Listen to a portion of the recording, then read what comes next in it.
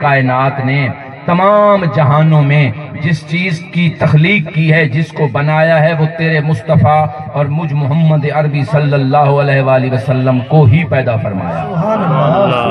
یہ ہے شان اولیت، یہ ہے شان اولیت۔ اب یہاں پر میرے ذہن میں آتے ہوئے نبی کریم صلی اللہ علیہ وآلہ وسلم کی شان اولیت کی ایک نشانی کی آپ کو سمجھ آ گئی ہے نا؟ ہاں، آپ کو سمجھ آ گئی ہوگی انشاءاللہ۔ مجھے اب ایک بات میرے ذہن میں آ گئی ہے ملک صاحب، بات میرے ذہن میں آ گئی، بات کو سننا غور سے ہے، عمل ہر کسی کی اپنی قسمت کی بات ہوتا ہے۔ مولانا روم علیہ رحمت، مولانا روم علیہ رحمت کی ایک حکایت مجھے میرے ذہن میں آ گئی اچانک ہی۔ مجھے یقین ہے الحمدللہ محفل سجاتا وہی ہے جس کی منظوری ہو جاتی ہے، محفل قبول ہو جاتی ہے، محفل کے ذوق کے پیش نظر اور خلاف یہ وقت اس طرح کی باتیں میرے ذہن میں آتی نہیں ہیں ایسے ماحول میں، لیکن اچانک آئی ہے۔ یہ اللہ تبارک و تعالیٰ کا کرم ہوا ہے اور در مولا علی سے خیرات آئی ہے، میں آپ کو کیوں نہ دوں؟ جو مولا علی کے در سے خیرات ملے تو وہ آپ کو میں کیوں نہ دوں؟ اب سنیں ذرا، مولانا روم علیہ رحمت کی ایک حکایت ہے کہ ایک جنگل کے پاس ایک آجڑی رہتا تھا، یہ جانور چرانے والا، بھیڑیں بکریاں چرانے والا ایڑ تھا، ساتھ جنگل تھا، ساتھ دریا تھا، یہ جس طرح ہمارا ایریا ہے۔ اس کا جو ریوڑ تھا نا بکریوں کا، میں بتاتا چلوں کہ اللہ پاک نے جتنے جانور بنائے ہیں ان میں سب سے بھولا جانور بکری کو بنایا ہے۔ اللہ تبارک و تعالیٰ نے بھولا بھالا جو جانور ہے نا وہ بکری کو پیدا فرمایا ہے۔ بکریوں کا ایک ایڑ تھا، وہ چرتا تھا، اسی جنگل میں ایک بھیڑیا، بگاڑ جسے کہتے ہیں، بھیڑیا بھی رہتا تھا، اور وہ اسی گھات میں رہتا تھا کہ کبھی کوئی بکری اس ایڑ سے، اس اپنے ریوڑ سے سائیڈ پہ ہو اور میں اس کو ماروں، اپنی خوراک بناؤں، کیونکہ جب تک وہ ایڑ اکٹھا رہتا تھا نا، ساتھ رہتا تھا، اتفاق میں رہتا تھا، تو پھر تو بھیڑیا کی جرات نہیں ہے کہ اتنی بکریوں میں کسی بکری کو مار لے، اور اس کا سائیں بھی جو آجڑی تھا وہ بھی ساتھ ہوتا تھا۔ بس اسی انتظار میں ایک دن، 2 دن، 4 دن، بالآخر ایک دن ایسا آ گیا کہ اس کی خواہش، اب بات کو غور سے سننا ہے، یہ بکریوں کو بکریوں تک نہیں رہنے دینا اور بھیڑیے کو بھیڑیے تک نہیں رہنے دینا، اس کو آگے بھی لے کے آنا ہے۔ جو حکایت آئی ہے نا یہ ہم لوگوں کے لیے آئی ہے، یہ انسانوں پر، آج کل انسان اسی شکل میں آ گئے ہیں، سادہ لو انسانوں کو گمراہ کرنے کے لیے بھیڑیوں کی شکل میں آج ظاہری طور پر انسان ہیں لیکن ذہنی طور پر وہ بھیڑیے ہیں، فطرت کے طور پر وہ بھیڑیے ہیں۔ وہ بکری ایک جدا ہو گئی، بس بھیڑیا گھات میں تھا، بس وہ ایڑ اپنی طرف گیا، وہ ایک الگ ہوئی، بھیڑیے نے اس کو مارنے کے لیے اس کے پیچھے دوڑ لگا دی۔ اب بکری کا ایمان بڑا پختہ تھا، بکری کا جو عقیدہ تھا نا وہ بڑا پکا تھا۔ مجھے یقین ہے وہ بکری بڑی پکی سنی تھی، بڑی پکی، بڑا پکا عقیدہ تھا۔ اس نے کہا میں ایڑ سے جدا تو ہو گئی ہوں، میں غلطی تو کر بیٹھی ہوں، لیکن اب میں نے ارادہ کر لیا ہے، پختہ یقین کر لیا ہے کہ بھیڑیے سے نہیں مروں گی،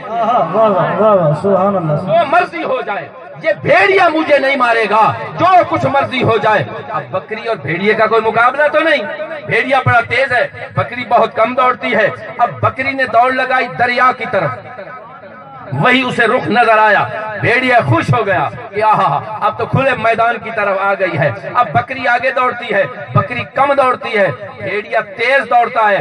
خوشی بھی تھی بھیڑیے کو کہ خوراک مل رہی ہے، اس نے سپیڈ لگائی، آگے دلدل تھی۔ دلدل سمجھتے ہیں کہ جہاں پر جو بھی چیز جائے وہ نیچے چلی جاتی ہے، وہ نیچے دھس جاتی ہے، زمین میں غرق ہو جاتی ہے، ختم ہو جاتی ہے۔ اب وہاں جب دوڑتی ہوئی بکری گئی نا تو دلدل میں پھنس گئی۔ اب پیچھے بھیڑیا اتنی شدت سے، اتنی تیزی سے آ رہا تھا، اسے پتہ نہیں چلا، اس نے جو جمپ مارا وہ بکری سے آگے جا کے گرا۔ سمجھ آ رہی ہے نا بات کی؟ وہ بکری سے 2-4 قدم آگے جا کے گرا، جو ہی گرا آگے دلدل تھی، پھنس گیا۔ بکری بھی نیچے جا رہی ہے، بھیڑیا بھی نیچے جا رہا ہے۔ اب بھیڑیے نے پیچھے دیکھا، بکری کی طرف دیکھا کہ بکری کی کیا کیفیت ہے. بکری بالکل ٹھیک تھی، اسے کوئی پریشانی نہیں تھی، وہ مایوس نہیں تھی. بھیڑیا کہنے لگا کہ تو اس طرف نہ دوڑتی، اس طرف نہ آتی تو اب مجھے بھی مارا ہے، خود بھی مر رہی ہے. اس نے کہا نہ بھیڑیے، یہ بات مت کر، یہ الفاظ اپنے واپس لے. تو مر رہا ہے، میں نہیں مر رہی.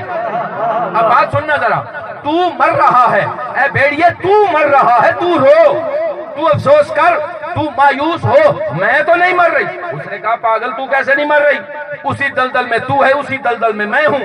تو بھی نیچے جا رہی ہے، میں بھی نیچے جا رہا ہوں، تو کس طرح کہہ رہی ہے کہ تو نہیں مر رہے؟ اس نے کہا کہ جو سائیوں والے ہوتے ہیں وہ مرتے نہیں ہیں.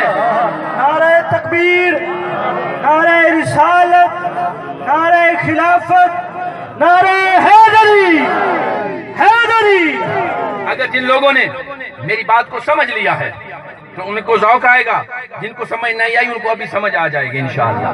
کسی کو خالی نہیں جانے دوں گا در مولا علی کی خیرات سے، یہ ہو ہی نہیں سکتا. میں بتاتا چلوں آپ کو کہ جو مولا علی کا نام لیتا ہے، نام لیوا ہے، اس کی چند نشانیاں ہیں. نمبر 1 تو وہ بزدل کبھی نہیں ہوگا. سمجھ نہیں آئی میرے خیال میں؟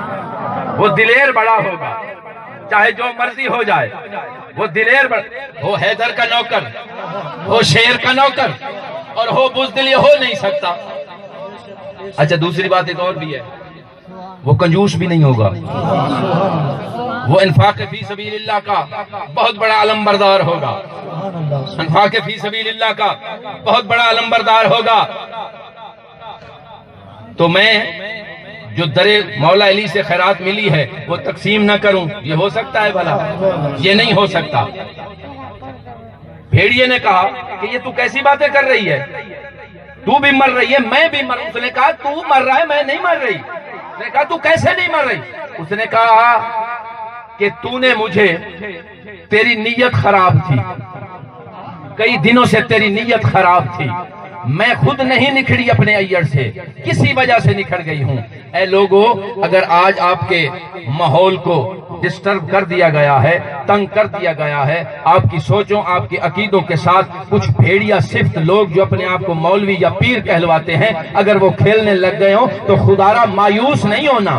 تمہارا سائیں زندہ ہے، اگر اللہ پہ بھروسہ ہے، نبی کریم صلی اللہ علیہ وآلہ وسلم کی ذات پر بھروسہ ہے، تو نہ تیرے عقیدے کو کوئی چھیڑ سکتا ہے، نہ تیرے ایمان کے ساتھ کوئی کھیل سکتا ہے. تو الحمدللہ کل بھی لا الہ الا اللہ محمد رسول اللہ پر قائم تھا اور آج بھی قائم ہے.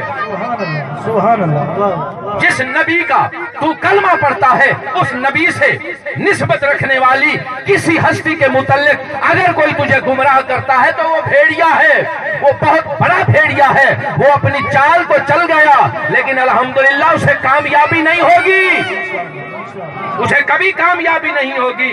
میں کیسے، میں یہ ایک مرتبہ نبی کریم صلی اللہ علیہ وآلہ وسلم، نبی کے گھر کی بات ہے نا، آپ کے میلاد کی بات ہے تو آپ کے گھر کی بات کرتا ہوں.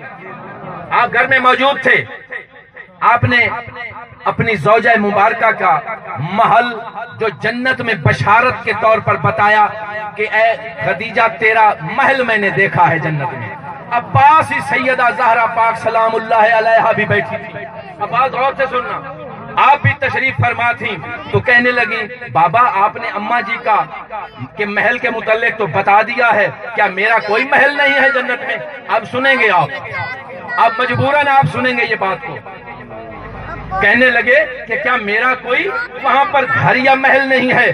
تو نبی کریم صلی اللہ علیہ وآلہ وسلم نے فرمایا اے فاطمہ تو اپنی بات کرتی ہے، تو کیسی، ساری جنت ہی تیری ہے، تیرا محل کہاں سے آئے؟ جنت ہے ہی تیری. اب نہ یہ کسی مولوی کی بات ہے نہ پیر کی بات ہے، نبی آخر الزمان صلی اللہ علیہ وآلہ وسلم کی بات ہے. اگر کلمہ پڑھتا ہے یا کلمہ پڑھنا چھوڑ دے، اگر کلمہ پڑھتا ہے تو پھر آپ کے احکام کو سامنے رکھ کر آپ کے ساتھ تعلق اور نسبت رکھنے والی کسی ہستی کے متعلق کوئی غلط پہلو ذہن میں مت لانا. اگر آپ میں سے کسی نے کشف المحجوب پڑھی ہے کتاب، اگر پڑھی ہے نا تو اس میں ایک بات یقیناً آپ کو پتا ہوگا. کیڑی دسو متے گلی تنگی دس کیڑی گل دس یار کون کدا ہاں بالکل میں وہی بیٹھا ہوں انشاءاللہ گفتگو وہیں پہ ہوگی اگر پڑھی ہے نا تو داتا علی حجویری فرماتے ہیں لکھتے ہیں کشف المحجوب میں کہ میں ایک مرتبہ سویا ہوا تھا میں نے دیکھا کہ نبی کریم صلی اللہ علیہ وآلہ وسلم تشریف لائے ہیں اور ایک مردہ جس طرح کوئی ضعیف بندہ ہوتا ہے نا مرا ہوا اس کو اٹھا کر زندہ کر کے کھڑا کر دیا اور چلا دیا تو میں نے عرض کی کہ اے اللہ کے حبیب آپ نے کس کو کھڑا کیا ہے آپ نے کہا کہ تو علی حجویری تو نہیں جانتا اس کو نہیں میں نہیں جانتا انہوں نے کہا کہ یہ امام ابو حنیفہ تھے اب اگلی بات سننا ذرا اے حنفیو اگلی بات سننا پھر اسی کشف المحجوب میں داتا علی حجویری لکھتے ہیں کہ میرا اس کے بعد یہ ایمان اور یقین ہے کہ امام ابو حنیفہ سے کبھی کوئی خطا نہیں ہو سکتی امام ابو حنیفہ سے کبھی کوئی خطا نہیں ہو سکتی کیونکہ نبی کریم صلی اللہ علیہ وآلہ وسلم نے